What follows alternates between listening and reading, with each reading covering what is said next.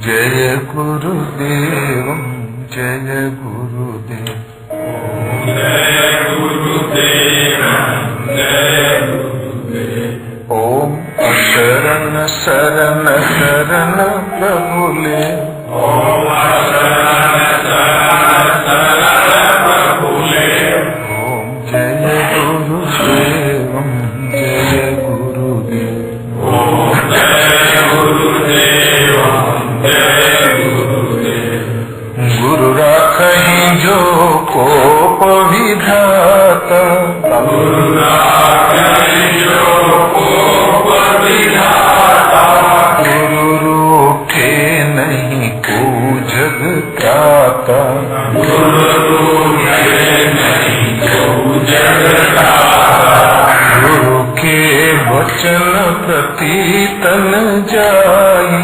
गुरु के वचन प्रति तन जाई। सपने हूँ सुख मन सुख सिद्धि पाई। सपने हूँ सुख मन सुख सिद्धि पाई। ओम जय गुरुदेव जय गुरुदेव। ओम जय गुरुदेव जय गुरुदेव।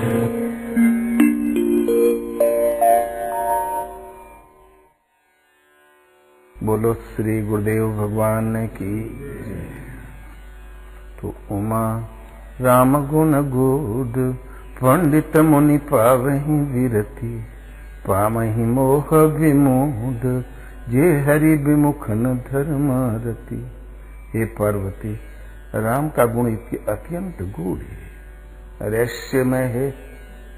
पंडित और मुनि तो वैराग्य को प्राप्त हो जाते हैं, विरति प्राप्त कर लेते हैं, और पावई मोह विमोद उसी चरित्र को पढ़कर जो विशेष प्रकार के मूड हैं वो मोह को प्राप्त होते हैं, अत्यंत अज्ञान को प्राप्त होते हैं। लेख एक और परिणाम दो। एक अत्यंत मोहाच्छन्न हो जाता है और दूसरा वैराग्य प्राप्त कर लेते हैं। सृष्टि से राग छोड़ के भगवान के राह में अनुरक्त हो जाते हैं। वस्तु एक और परिणाम दो। रामचरितमानस जब लिखा गया तो प्रतिबंध लगा दिया। यह न कहिए सटही हटसीले जो मन लाई न सुन हरि लीले। सठ को, हर धर्मी को और मन लगा के नहीं सुनता उसको नहीं कहना चाहिए।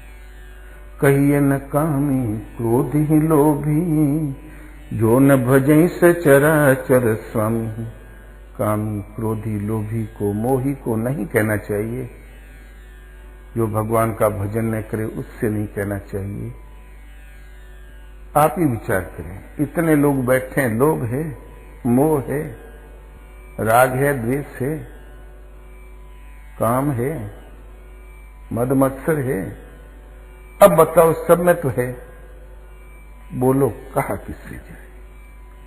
तो बहुत उत्तर भी ऐसे हैं जो बतलाए नहीं जाते। बहुत से ऐसे उत्तर हैं जो बताए नहीं जाते। सारा सत्संग सुनने को मिलेगा, किंतु जो कुछ ऐसे प्रतिबंध हैं वो कहने में नहीं आता। वो केवल साधकों के लिए है। भूमि तैयार नहीं है, बीज डाल दो तो बीज भी दांड हो जाएगा। सीजन आने के पहले तो वृक्ष भी फल नहीं देती। ठीक इसी प्रकार कुछ ऐसे ईश्वर पथ की कुछ ऐसी साधनाएं हैं जो पहले आपका हृदय उर्वरक हो जाए, तभी उसको कहने का प्रभाव है, नहीं तो कोई लाभ भी नहीं है।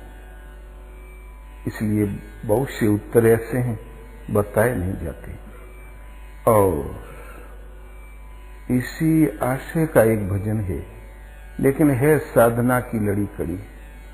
तो अनेकों प्रश्न ऐसे हैं जो दोहराए नहीं जाते, जो दोहराए नहीं जाते।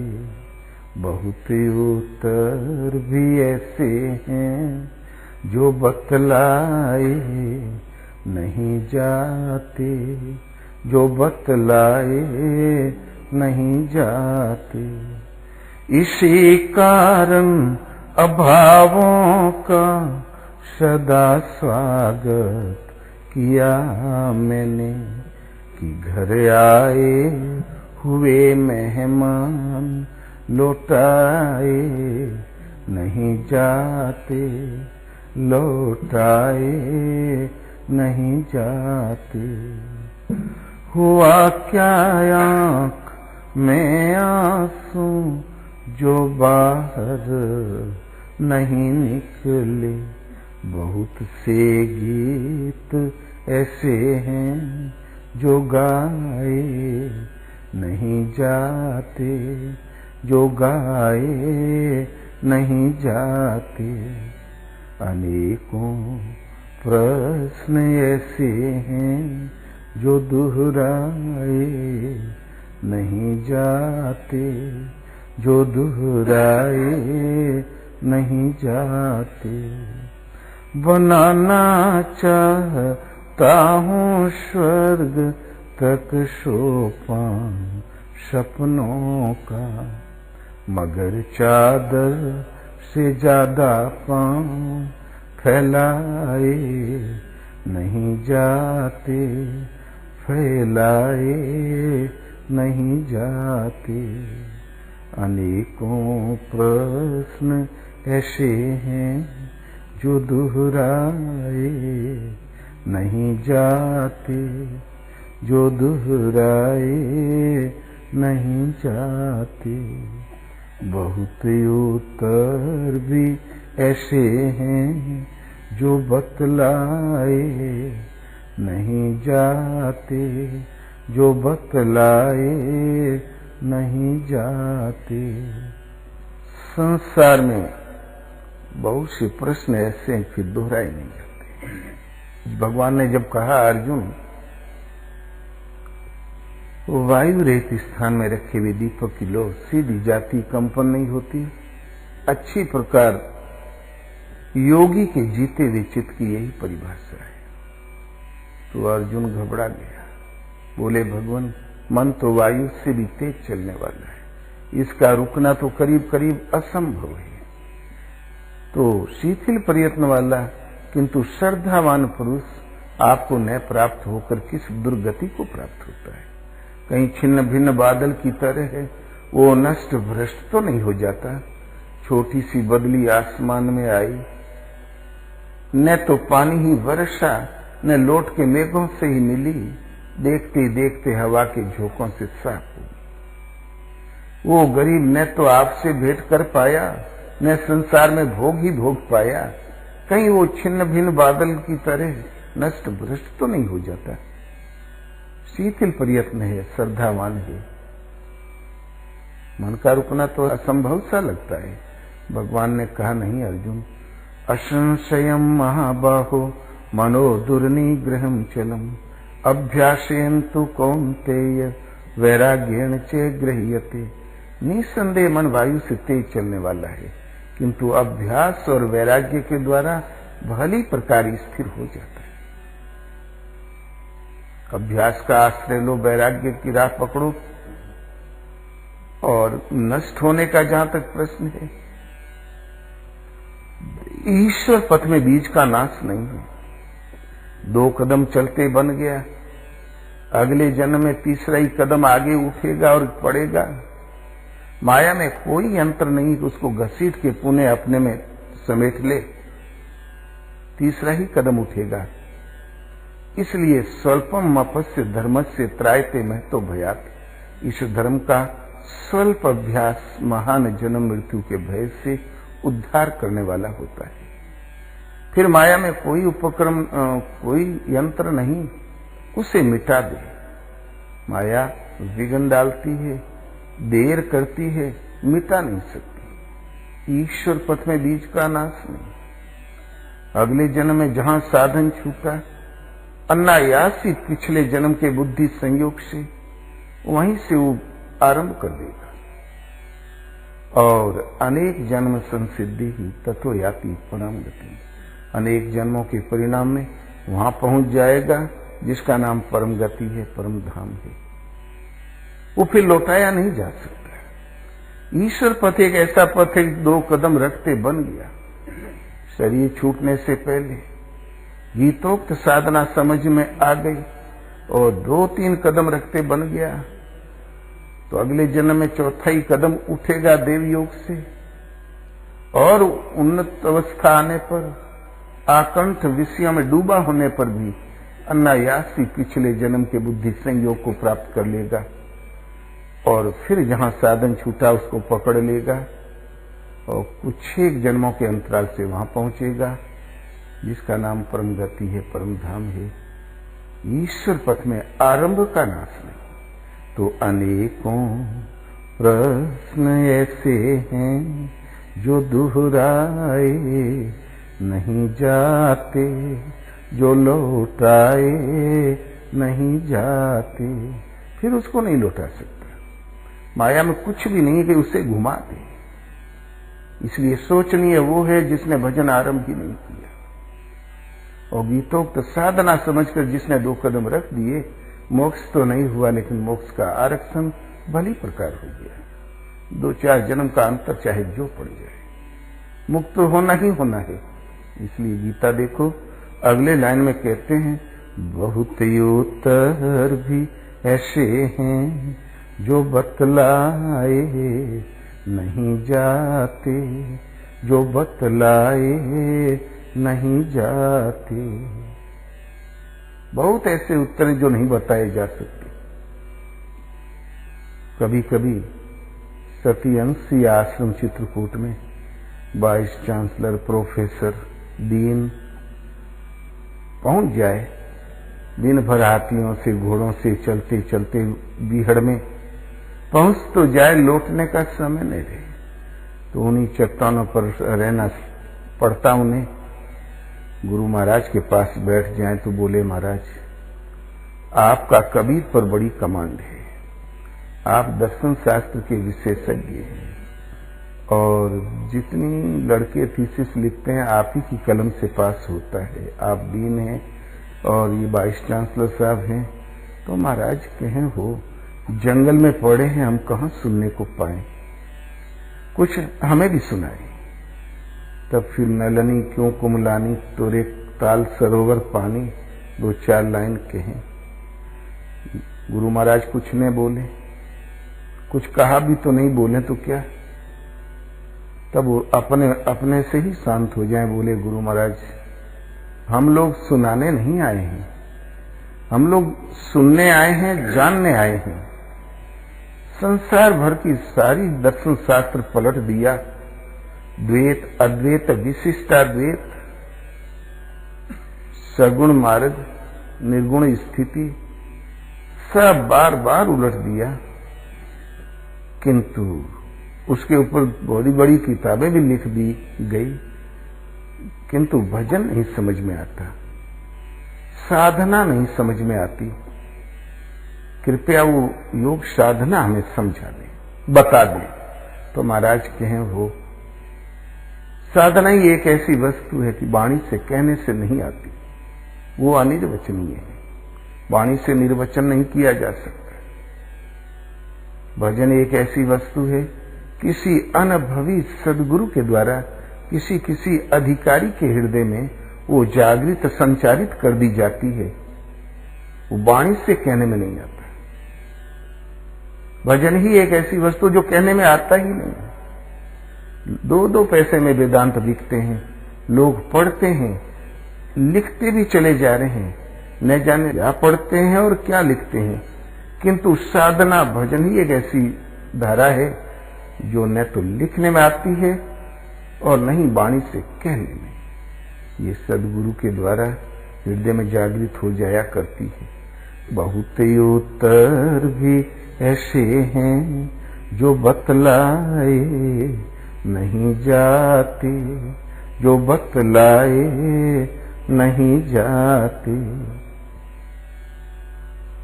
एक महात्मा के पास पहुंचा एक भगत, बोले भगवान जब भगवान ने कहा आपने दर्शन किया तो भगवान जरा हमें भी बता दें। बोले बेटा बताया नहीं जा सकता, वो वाणी का विषय नहीं है। भगवान अचिंत्य है, अगोचर है, चित्त और चित्त के लहरों के परे है, इंद्रियों से नहीं देखा जा सकता, इनसे अतीत है, अमूर्त है, अरूप है, अनिर्वचनीय है, अनुभव गम्य। तू चिंतन में लगा अवश्य देखोगे। अर्जुन भी बचपन से साथ रहा, निरंतर साथ रहा, छाया की तरह साथ रहा, लेकिन नहीं समझ सका भगवान कृष्ण को। जब उन्होंने दृष्टि दे दी तो क्षुद्र त्रुटियों के लिए क्षमा याचना करने लगा, तब समझ में आया तो बोले स्तुति करने लगा। त्वमक्षरम परमं वेदितव्यम त्वमस्य विश्वस्य परम निधानम त्वमेव्यय शाश्वत धर्म गोप्ता सनातनस्त्वं पुरुषो मतो मे। भगवान आप अक्षय धाम है, परम अक्षर है, जानने योग्य एकमात्र देव हैं, आप सनातन धर्म के रक्षक हैं, आप सनातन पुरुष हैं, आप परम सत्य हैं। और इससे पूर्व अर्जुन ने प्रश्न परिप्रश्नों की झड़ी लगा दी थी। समझ में तब आया जब दृष्टि मिल गई, और सामने उस जिस दृष्टि में भगवान का ही आलोक रहता है। इसलिए बहुत से ऐसे उत्तर हैं जो वाणी से कहने से नहीं आते, ये हृदय में जागृत हो जाया करता है। इसलिए भगवान का दर्शन तुम आंख मिले और देखो, किंतु वो चटपट कुछ न कुछ पूछता रह गया। एक दिन महाराज ने उठाया ईंट का टुकड़ा और खींच के मारा, सिर फूट गया। वो बड़ा तिन्नी था, सीधा राजा के पास पहुंचा, बोले हजूर अन्नदाता मेरा तो सिर फोड़ दिया हम फलाने महाराज ने। महाराज बुलाए गए, बोले महात्मन आप ही तो हमारी इस राष्ट्र में एक संत हैं, आपने आज इसका सिर क्यों फोड़ दिया? बोले हमने किसी का सिर नहीं फोड़ा, हमने उसके प्रश्न का उत्तर दिया था। तो बोले ये ईंट मारना कौन सा उत्तर, तो इससे पूछो दर्द होता है? तो वो बोला दर्द नहीं हो रहा, जान जा रही, प्राण जा रहे हैं। बोले जरा दर्द हमें दिखा दो। तो वो बोला कि जिसके लागत है वही जानता है। वो दिखाएं कैसे? बोले बेटा भगवान जिसके हृदय में जागृत होता है वही जानता है। रही मन अगम बात के कहन सुनन के नाही, जिन देखा सो कहा नहीं, कहा सो देखा नहीं। अगम्य है, अचिंत्य है, अगोचर है, तो कहने सुनने से फिर जब अचिंत्य ही है तो फिर कहने में, और अनिर्वचनीय तो फिर वाणी से निर्वचन करने से कैसे आएगा? देखा उन्होंने, कहा नहीं, कहता उस गरीब ने अभी देखा नहीं। इसलिए बहुत उत्तर भी ऐसे हैं जो बतलाए नहीं जाते, जो बतलाए नहीं जाते। इसी कारण अभावों का सदा स्वागत किया मैंने। इसीलिए अभावों का हमने सदैव स्वागत किया। भजन जागृति के पश्चात ही, भजन जहां जागृत हुआ जो वाणी का विषय नहीं, अनुभवी सदगुरु से जागृत हो जाया करता है। जहां जागृति आई तो जागृति काल में हमारा स्तर कैसा, हम प्राइमरी स्तर के हैं कि मध्यम के कि उन्नत? यदि हम आरंभिक जागृति है तो हमें वहीं से चिंतन करना होगा। रास्ता जरूर लंबा है, अभाव है, लेकिन क्रम से ही पहुंचा जा सकता है। भगवान कृष्ण कहते हैं श्रेयान् स्वधर्मो विगुणः परधर्मात् सुनिश्चितात् स्वधर्मे निधनम श्रेय परधर्मो भयावह। अर्जुन स्वभाव से उत्पन्न कर्म करने की क्षमता के अनुसार कर्म में लगना तुम्हारा दायित्व है, तुम्हारा सुधर्म है, स्वधर्म है। तो स्वभाव के अनुसार कर्म करने की क्षमता के अनुसार कर्म में लगा हुआ पुरुष परम श्रेय को प्राप्त होता है, और उन्नत अवस्था वालों की नकल करने वाला भय को प्राप्त होता है। भय प्रकृति में है, परमात्मा में नहीं। वो तो अभय पद है, वो आवागमन को प्राप्त होता है। तो मान लो हम अल्पज्ञ श्रेणी के हैं, अभाव है, लेकिन इस स्तर से ही क्रमशः चलकर ही श्रेय तक की दूरी तय करेंगे, छलांग मार के नहीं। इसलिए इसी कारण अभावों का सदा स्वागत किया मैंने। इसलिए अभाव है। हम आरंभिक भजन जागृत तो है, लेकिन है नीचे वाली सीढ़ी पर। बहुत लंबा सफर अभाव तो है, किंतु अभावों का सदा स्वागत किया मैंने। तो भजन जब जागृत होता है, भगवान उतना ही बताते हैं साधक को जैसी उसकी अवस्था होती, क्रम क्रम से बताएंगे। और किंतु पालन करना होगा। प्राइमरी का छात्र इंटर में बैठा दो, बीए में बैठा दो, वहां तो कुछ नहीं पाएगा, प्राइमरी में भी असफल रहेगा। वो पढ़ाई कब था? इसलिए नकल करने वाला भय को प्राप्त होता है, क्रम क्रम से चलने वाला परम श्रेय अभय पद को प्राप्त कर लेता है। अभाव तो जरूर है, लेकिन स्वागत करो। इसी कारण अभावों का सदा स्वागत किया मैंने। क्यों? कि घर आए हुए मेहमान लौटाए नहीं जाते, लौटाए नहीं जाते। संस्कारों की जो पड़त है, घर आए मेहमान है, ये हृदय के अतीत हैं। अवश्य में भुक्तव्यम कृतम कर्म शुभाशुभम, अवश्य भोगने में आता है, शुभ हो चाहे अशुभ। यदि अवस्था आरंभ से है तो कर्म से ही चलना होगा, इसका स्वागत करना होगा। एक भगवान रहे महावीर स्वामी, जैन 24वें तीर्थंकर भगवान महावीर जंगल में एक वृक्ष के नीचे भजन कर रहे थे बैठकर। इतने में एक चरवाहा 2 बैल लेकर आया, बैठ गया। बैल भी बैठ गए। बैलों को वहीं छोड़ के जंगल घूमने चला गया। लौट के आया तो वहां बैल नहीं थे। तब पूछा, महाराज यहाँ 2 बैल हमारे बैठे थे, कहाँ गए? उन महात्मा ने देखा ही नहीं था, आंख भी नहीं खोली थी, कुछ बोले ही नहीं। तब गया ढूंढने जंगल में, और इधर बैल चरवर के आए और फिर वहीं आके बैठ गए। बैलों को वहां शांति मिली। जब से वो जुआ थांबा था, तब से रात दिन डंडा पीछे लगा रहा।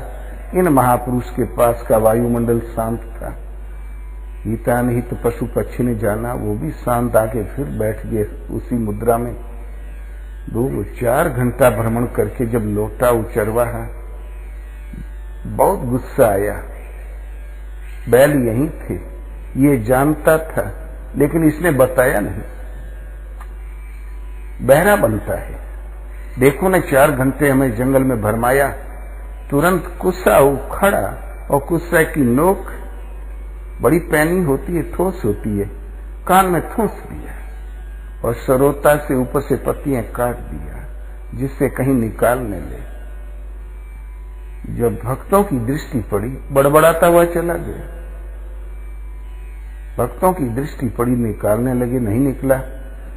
लोहार को बुलाया, सांडसी से खींचा, निकला तो खून भी निकला और महावीर स्वामी के मुंह से एक चीख भी निकली। इतने में आकाशवाणी हुई, पिछले जन्म में तुम थे राजा, तुमने एक निरपराध के कान में कीलें ठोकी थी, खड़े होके ठुकवाई थी, वो प्रायश्चित आज पूर्ण हुआ। तो ये जन्म किसी चरवाहे ने कीलें नहीं ठोकी, वो जन्म जन्म का प्रायश्चित पीछा कर रहा था, वो आया और घट गया।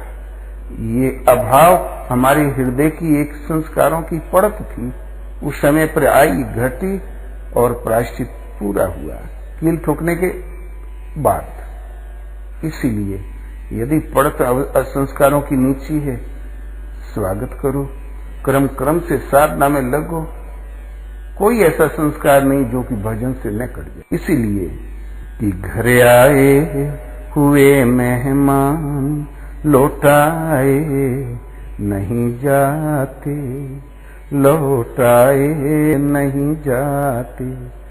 ये जो महावीर स्वामी के कील ठोका ना कि घर आए मेहमान, हृदय में संस्कारों की एक परत में छिपा संस्कार था।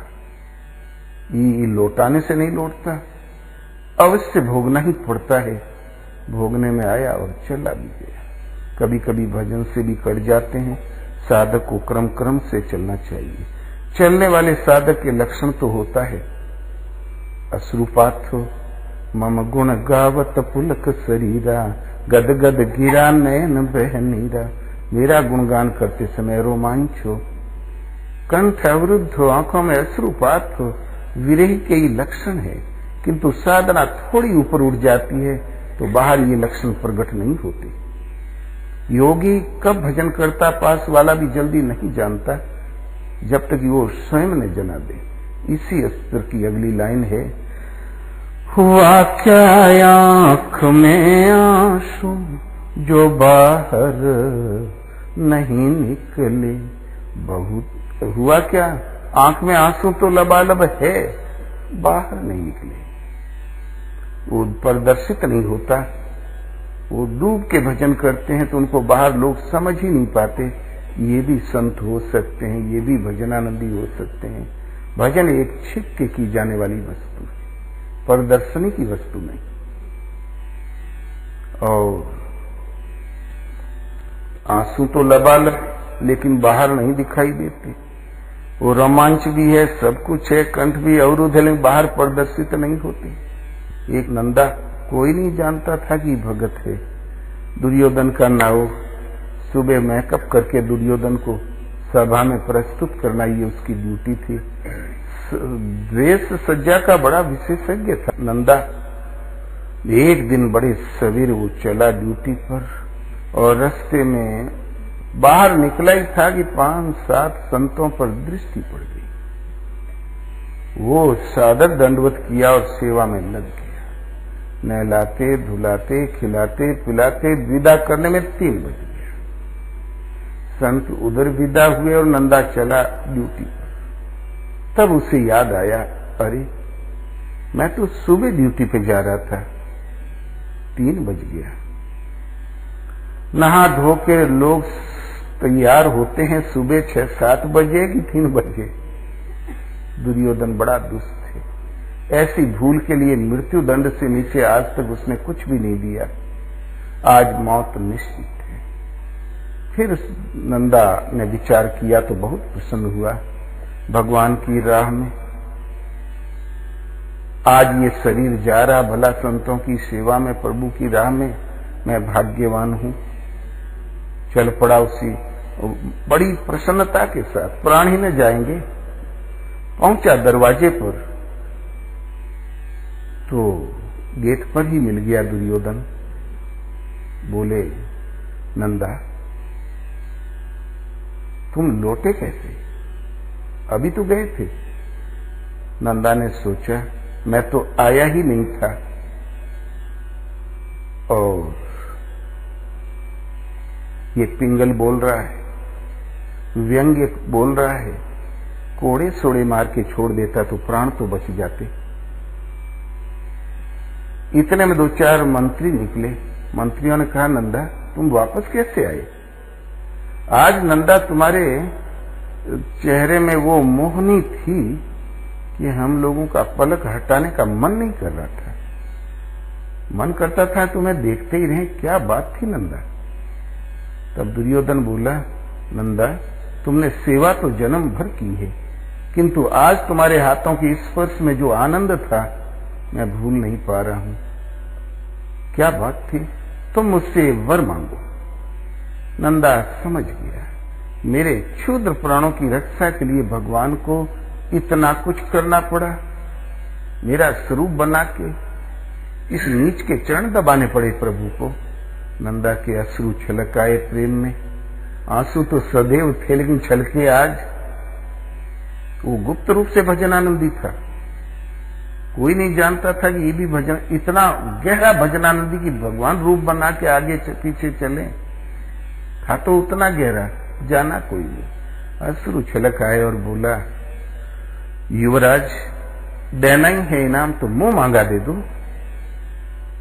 तब दुर्योधन बोला, देख नंदा, कर्ण को हमने राजा बना दिया और दूसरा मैं तुम्हें बना दूंगा, जो चाहो सरसब्ज प्रांत मांग लो, चाहे हरा भरा पंजाब ही क्यों न मांग लो।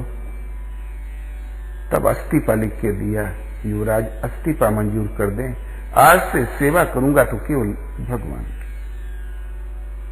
तो हुआ क्या आंख में आंसू जो बाहर नहीं निकले। वो आंसू बलाबाल बाबू प्रदर्शनी लगा के भजन नहीं करते महापुरुष। ईश्वर पथ में एक ऐसा गायन है भजन, जो अंदर ही अंदर वो साधना जागृत हुई, गायन शुरू हुआ, लेकिन वो बाहर उच्चारण में नहीं आता। नारद के वीणा के साथ निरंतर गायन चलता था। चिंतन करते करते नाम जप बेखरी मध्यमा प्रसन्नति और परा के प्रवेश में भली प्रकार आ जाता है, तो एक धीनक धीनक धुनी अपने से उठे, धुनी प्रवाहित रहती है। हर दम हरि जी के होते आवाजा, क्या सुनी है कोयलिया का कागा। हर समय हरि की आवाज होती रहती है, धुनी प्रवाहित है, कोयल सुनती है, कागा भला क्या खास सुनेंगे। मोहन अरु मोहन मस्तों के, दिल का मिलता कछु राज नहीं। पूरे अंदर बातें होती है, बाहर आती आवाज नहीं। मोहन भगवान और भगवान के मस्तों की, उनके अंतरंग मस्त भक्तों की दिल का रहस्य से समझ में नहीं आता, कोई राज उनका पता नहीं चलता। दिल अंदर बातें होती रहती भगवान से, बाहर आती आवाज नहीं, बाहर आवाज आती नहीं। और गुरु महाराज कहें, भगवान ने आगरा में हमको पतित होने से बचा लिया, देहरादून में हमसे कहा कि यहाँ रुको, और उज्जैन में कहा कि तुम्हारे ऐसा गुरु और चेला आज कोई नहीं संसार में, तुम कौन से जत्था में शामिल होने जा रहा है। भगवान ने ये कहा, भगवान ने वो कहा। 7 दिन तो हमने सुना। फिर हमने पूछा, महाराज क्या भगवान बातें करते हैं? बोले हाँ हो, भगवान ऐसे ही बतियावा करते हैं जैसे हम तुम बैठ के बतियाई, घंटों बतियावें और क्रम में टूटे, लेकिन शांत एकांत में लो लग जाने पर, सारे भरोसे छोड़ के उनमें डूब के चिंतन में लगने पर, तुम ये अवस्था सबके लिए सुलभ है। हम हो गए उदास, भजन तो जैसे करने आए हैं कर ही लेंगे, अब बतियाने के लिए भगवान को कहाँ पाए। 15 मिनट बाद बोले, काहे घबराते, तो से बतिए। लेकिन भूखा तो तब ढाढ़स तो मिला, आश्वासन मिला, लेकिन भूखा तो तभी संतोष करता है जब कुछ पेटे जाए पावा 10 शेर, तब ना। ठीक 2.5 महीने पश्चात वही जागृति मिल गई, भगवान के द्वारा बातों का तार शुरू हुआ। हमने सोचा बीमारी हो गई, दौड़ के महाराज से बताया तो महाराज बोले, बस बेटा, राम रावण युद्ध शुरू हो गया, अब रावण मारा जाएगा, राम का राज्य अभिषेक होगा, तभी छुटकारा, बीच में कहीं विराम नहीं है। क्षेत्र क्षेत्रज्ञ की लड़ाई शुरू हो गई, भजन जागृत हो गया, भगवान तो के कहे सुने लगे। ये सचमुच मन बस हुई तबे जब प्रेरक प्रभु वर्जे। ये अयुक्त मन तभी बस में होता है जब प्रेरक के रूप में स्वयं भगवान प्रभु रोकथाम करने लगे, संचालन प्रदान करने लगे। इसी दिन से भजन की जागृति होती है। तो मोहन अरु मोहन मस्तों के, दिल का मिलता कछु राज नहीं। पूरे अंदर बातें होती हैं, बातें होती रहती हैं, बाहर आती आवाज नहीं। तू तन तंत्री के ही तारों से अनुराग राग बज जाते हैं, आवाज सुनाई देती है, दिखलाई पड़ता साज नहीं। तन एक ऐसा तंत्र है, आंखें देखती है जहां कान सुनते हैं, 5 ज्ञान इंद्रियां, 5 कर्म इंद्रियां, ये तन के तंत्र हैं। मन बुद्धि चित्त और अहंकारी अंतराल के तंत्र हैं। मन बुद्धि चित्त अहंकार से लगन लग गई, इंद्रियां बाहर झांकना बंद करके इष्ट की ओर देखने लगी, बस तार जुड़ गया, अनुराग और राग बजने लगता है। ये एक ऐसी अवस्था है कि बहुत से गीत ऐसे हैं जो गाए नहीं जाते, जो गाए नहीं जाते। बहुत से ऐसे भी गीत हैं जो गाए नहीं जाते और गीत बराबर चलते हैं। रिनक धिनक धुनी अपने से उठे, ये साधारण नाम। वेखरी से मध्यमा, मध्यमा से पसंती, पसंती जहां परा में प्रवेश किया तो एक ध्वनि प्रवाहित हो जाती है। ये ईश्वरीय गायन है, परमात्मा में समत्व दिलाने वाला गायन है। सामवेद भी कहते हैं उसको। अंतिम लाइन में कहते हैं कि बनाना चाहता हूं स्वर्ग तक सोपान सपनों का, मगर चादर से ज्यादा पांव फैलाए नहीं जाते, फैलाए नहीं जाते। मैं स्वर्ग तक सोपान सीढ़ियां लगाना चाहता हूं सपनों की। सपने की सीढ़ियां से कैसे चढ़ोगे? संसार एक सपन है। उमा कहूं मैं अनुभव अपना, सतहरि भजन जगत सब सपना। ये पार्वती मैं अपना निजी अनुभव कहता है। सत्य हरि और हरि का भजन है। जगत एक सपना है। ये सपना घड़ी 2 घड़ी का, और वो सपना 70-80 साल का। हद है निग्धाज्ञ और क्या। फिर लौट के ये परिवार, ये अर्जित मर्यादा को कोई नहीं देखता। अगले जन्म में और ही माता पिता, और ही परिवार, और ही प्रतिष्ठा है। जगत एक सपन है तो सपना, किंतु इस सपने को मैं स्वर्ग का सोपान बनाना चाहता हूं। भला ये सपन कैसे सोपान? वास्तव में ईश्वर पद की, भजन पद की 7 भूमिकाएं हैं। शुभ इच्छा, शुभ के पीछे इच्छा, शुभ विचारना, उसी के लिए विचार मंथन चिंतन। तनुमांसा पहले बाहर तन वाला होता है, जो चिंतन जब पकड़ में आ जाता तो मन में ही तन वाला हो जाता है, क्योंकि मन की स्थितियों के अनुसार ही तो बाहर का तन मिला करता है। असंग शक्ति, सत्वा पक्ष, सत्य का पक्ष सुदृढ़ होना। चौथी भूमिका असंग शक्ति। संसार में तो कदम कदम पर संग दोष है, संग मिले और असंग रहने की क्षमता। छठी भूमिका है पदार्थ भावनी। पदार्थ माने संसार। संसार में जो कुछ है पदार्थ है, कुछ न कुछ ऐश्वर्य की वस्तु है। पदार्थ का अभाव, संसार का अभाव कि स्वर्ग नरक अपवर्ग समाना, जहां ता देख धरे धनु बाना। न स्वर्ग स्वर्ग के रूप में रह जाए, न नरक नरक के रूप में रह जाए, जहां भी दृष्टि पड़े अपने आराध्य देव के स्वरूप को खड़ा पाए। न नरक नरक के रूप में कि जिससे हम भयभीत हों, और न वैकुंठ वैकुंठ के रूप में रह गया जिसकी हम कामना करें। जहां भी दृष्टि पड़ी आराध्य देव के स्वरूप को खड़ा पाया। जाता देख धरे धनु बाना। सर्वती था तो संसार स्वपन, जहां संसार था विधाता की सृष्टि, ऊपर के लोक भी, जहां भी दृष्टि पड़ी आराध्य देव का संचार पाया। इस वक्त आके इस स्वर्ग का सोप सीढ़ी बन जाती है। नीचे की 4 सीढ़ियां तो नीचे की नहीं, ये स्वर्ग की सहमाने हुए परमात्मा उसमें गमन करने की क्षमता वाली श्रेणी आ जाती है। और 7वीं सीढ़ी होती है तुरीयगा।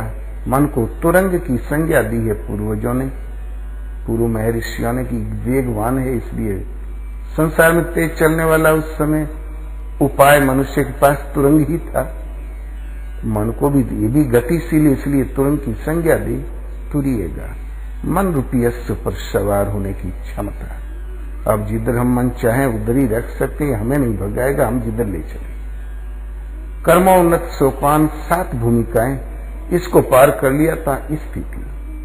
तो ये पहले की नीचे की भूमिकाएं तो शुरुआत, सने सने संसार सिमट के, और 6ठी भूमिका में पहुंचते पहुंचते सर्वत्र ईशावासम इदम सर्वम यत् किंचित जगत्याम जगत, स्वर्ग का सोपान बन जाता है। स्वर्ग का वातावरण वहां खड़ा हो जाता है। तो बनाना चाहता हूं स्वर्ग तक सोपान, सपनों का इस सपन संसार को स्वर्ग की श्रेणी बनाना चाहता हूं, सोपान। लेकिन बनाना तो सभी चाहते हैं, बनेगा भी। ईश्वर पथ में लगे तो ये अवस्था आएगी भी। प्रकृति पुरुषोत्तम परिवर्तित हो जाएगी, स्वर में विचरण करने की क्षमता आ जाएगी। लेकिन चलना क्रम क्रम से है। मगर चादर से ज्यादा पांव फैलाए नहीं जाते, फैलाए नहीं जाते। लेकिन और जितनी चादर है उतना ही पांव फैलाया जा सकता है, उसे ज्यादा फैलाए ही नहीं जा सकते। प्राय शीतकाल में देखते हैं रेलवे स्टेशनों पर कभी कभी बच्चे फंस जाते हैं। छोटा सा रुमाल कभी कान में बांधेंगे, कभी सिर से लपेटेंगे, कुछ बड़ा गमछा तो कभी लेट के पांव में दबाएंगे, कभी सिर में दबाएंगे। वो बाहर पांव निकाला ही नहीं जा सकता। निकालने का अर्थ है शीत लग जाना। मगर चादर से ज्यादा पांव फैलाए नहीं जाते, फैलाए नहीं जाते। अर्थात कर्म कर्म से चलो और चलते चलते वो स्थिति आ जाएगी और स्वर्ग तक के सोपान बन जाएंगे। लेकिन कर्म कर्म से चलकर ही हम वो अवस्था पकड़ सकेंगे, उसके भाजन बन सकेंगे। जहां पना अकबर के पास एक पहुंचा, बुनकर बढ़िया चद्दर लेके पहुंचा, पसंद आ गई। वो बड़ा कलाकार था बुनकर। बादशाह ने कहा ये चद्दर पसंद तो आई, लेकिन वो एक बित्ता छोटी थी, 8-9 इंच छोटी थी वो अकबर की लंबाई से। अकबर ने कहा ये बड़ी पसंद है मुझे, ठंडी लग रही है, कुछ तबीयत नरम है, ओढ़ाओ हमको। सिर पर ओढ़ावें तो पांव खुले, पांव पर ओढ़ावें तो सिर खुला। तब बोले ओह तुम खाक मंत्री हो, वीरबल होता तो मुझे आज ये कष्ट न झेलना पड़ता। तो सब मुस्कुराए, वीरबल ही क्या कर लेगा, जब एक विलस्त कम है। तो बोले बुलाओ वीरबल को। इन्होंने ही तो खड़यंत्र करके उसको भगाया था। वीर अकबर को चैनने पड़े वीरबल के बिना। बुलाया गया वीरबल। बोले वीरबल ठंडी लग रही है, ये चद्दर मुझे पसंद है, जल्दी उड़ाओ हमारे शीत बचे। तो बोले जहां पना सिर के नीचे दबा के बोले थोड़ा दाबे रहिए, छोड़िएगा नहीं। और दोनों पांव पकड़ के मुरेड़ के भीतर करके दबा दिया चारों तरफ से। बोले ये क्या गुस्ताखी करते हो? बोले बस उतना पांव पसारिए जितनी चादर होए। जब ठंडी लगी है, केवल ये चादर ही एक सहारा है, तो बस आपको ये तो करना ही पड़ेगा हजूर। मसला हल हो गया। इसलिए साधन में छलांग भर के स्वर्ग की सोपान तक आप नहीं पहुंच सकते। कर्म कर्म से चलोगे तो आप प्रकृति सने सने दबाव हल्का होगा, ज्यों ज्यों चिंतन ऊपर उठेगा, देवी संपत्ति प्रवाहित हो जाएगी और परम देव परमात्मा का आलोक मिल जाएगा। तो मगर कर्म कर्म से, मगर चादर से ज्यादा पांव फैलाए नहीं जाते, फैलाए नहीं जाते। भजन की एक मस्ती होती है, उसके लिए भी कोई शब्द बना ही नहीं। कबीर चरण कमल की मौज को कहूँ कैसे अनुमान, कहबे को शोभा नहीं देखा ही परमान। चरण कमलों में मौज मस्ती है, उसका कोई अनुमान कैसे लगा लेगा और कैसे व्यक्त किया जाएगा। कहने में तो कोई शोभा नहीं, देखा ही प्रमाण। क्रमशः चलो और इस अवस्था को प्रत्यक्ष करो, इस अवस्था का साक्षात्कार करो, देखा ही प्रमाण है, वाणी का विषय नहीं है।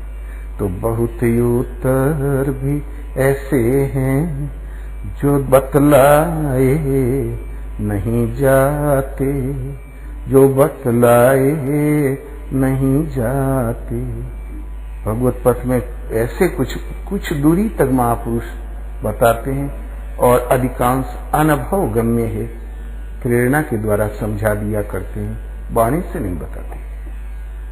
अनेकों प्रश्न ऐसे हैं जो दोहराए नहीं जाते, जो दोहराए नहीं जाते।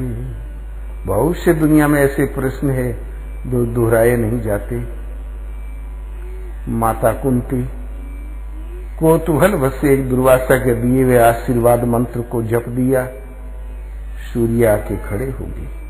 एक बालक गोद में डाल दिया तो बोले नहीं भगवान अपना लेते जाइए, मुझे नहीं चाहिए, मैं कुंवारी हूं, समाज क्या कहेगी।